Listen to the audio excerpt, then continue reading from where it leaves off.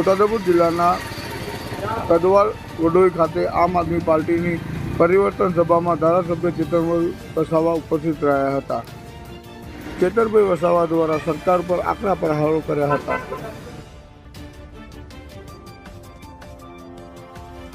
ભાજપના નેતાઓ આપણા કાર્યકરોને ડરાવે છે, ધમકાવે છે અને કહે છે કે તમને જોઈ લઈશું।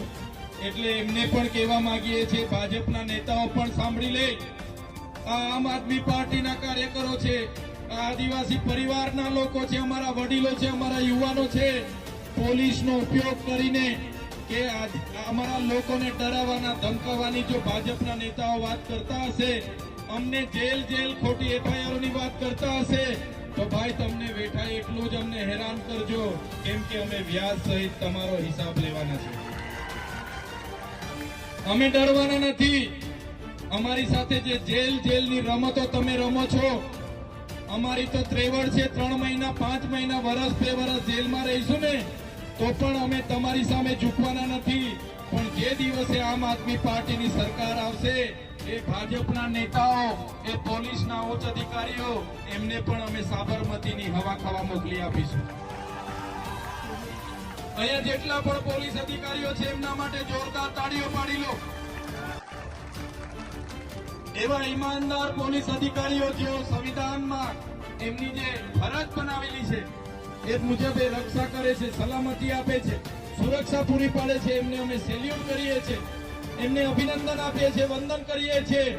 પણ કેટલાક આઈપીએસ અધિકારી અમારા કેટલાક કાર્યકરોને પૂછે છે, ભાઈ તમે કેમ ચૈતરભાઈની સાથે જોડાયા, તમારા કેટલા કેસ છે, શું છે, ઇન્ક્વાયરી કરે છે। એવા આઈપીએસ અધિકારીને પણ કહેવા માંગુ છું, તમારો પગાર આ જનતાના ટેક્સમાંથી આવે છે। તમારો પગાર એ ભારતીય જનતા પાર્ટીના કમલમમાંથી નથી આવતો। અને તમે અમને જેલની વાત કરતા હશો, ખોટી એફઆઈઆરની વાત કરતા હશો, તમારી ફાઇલો પણ અમારી પાસે છે। અને જે દિવસે ગુજરાતમાં સત્તા પરિવર્તન થશે, તે દિવસે તમારો પણ હિસાબ કિતાબ અમે કરી દઈશું। અમારા કોન્સ્ટેબલો હશે, અમારા જીઆરડી હશે, અમારા પોલીસ અધિકારીઓ હશે, એમના અધિકારોની લડત લડવાની હશે તો આમ આદમી પાર્ટી લડશે। એમના જૂની પેન્શન યોજનાની વાત હશે, ફિક્સ પગારની વાત હશે, આમ આદમી પાર્ટી લડશે। જીઆરડીઓને કાયમી કરવાની લડત હશે, સરકાર સામે આમ આદમી પાર્ટી લડશે। પણ જે ઉચ્ચ અધિકારીઓ, નાના કર્મચારીઓને, પીઆઈ પીએસઆઈઓને, અમારા લોકોને રંજાડવા માટે મોકલી આપે, અમારા પોલીસ અધિકારીઓને અમારી સામે ઘર્ષણ પેદા કરવા એસી ચેમ્બરોમાં બેઠેલા આઈપીએસ અધિકારીઓ એ ભાજપના એજન્ટ બનીને કામ કરતા હશે, તો આવનારા દિવસોમાં એમનો પણ અમે હિસાબ કિતાબ કરીશું। અમે કોઈના બાપથી ડરવાના નથી। ત્યારે સાથીઓ, આ વિસ્તારમાં જંગલ ખાતું પણ ઘણું હેરાન પરેશાન કરે છે। અમારા ખેડૂતોને ખોટા એમના વાહનો જપ્ત કરે છે, એમને રંજાડે છે, એમની જમીનો ખાલી કરાવે છે, લેવલિંગ કરેલા હોય, કૂવા કરવાના હોય, બોર કરવાના હોય, અટકાવી દે છે અને હેરાન પરેશાન થાય છે। ત્યારે જંગલ ખાતાને પણ આ મંચ પરથી અમે ખુલ્લી ચેતવણી આપીએ છીએ કે આ જંગલ અમારા આદિવાસીઓએ સાચવેલું છે। તમારો જંગલ ખાતું 1928માં બન્યું છે અને બાદમાં તમે આવીને અહીંયા અમારા લોકોને ખાલી કરાવવાની વાત કરો, જમીન ખાલી કરવાની વાત કરો, ત્યારે આ જંગલ ખાતાવાળાને પણ આ મંચ પરથી કહેવા માંગુ છું, આવનારા દિવસોમાં અમારા જંગલ જમીન ખેડતા આદિવાસી હોય, એસટી હોય કે ઓબીસી કે એસસી હોય, એમને હેરાન પરેશાન કરવાનું જો કામ તમે કરશો, તે દિવસે અમે અમારા ઓજારો સાથે રોડ પર ઉતરીશું, તમારું જંગલ ખાતું પણ અહીંયા નજરે નથી પડવાનું। ત્યારે સાથીઓ, આ ભાજપની સરકારની જે વ્યવસ્થા છે, અધિકારીઓથી રાજ ચાલે છે, ત્યારે એમની સામે પરિવર્તન લાવવાનું છે। તમારી મૂળભૂત સુવિધાઓ આજ દિન સુધી આપી નથી રહ્યા સરકાર। આજે તમારા વિસ્તારમાં શાળાઓમાં શિક્ષકો નથી, બાળકોને બેસવા માટેના ઓરડા નથી, અહીંયા કેટલાય ગામો એવા છે કે એમ્બ્યુલન્સ નથી પહોંચતી।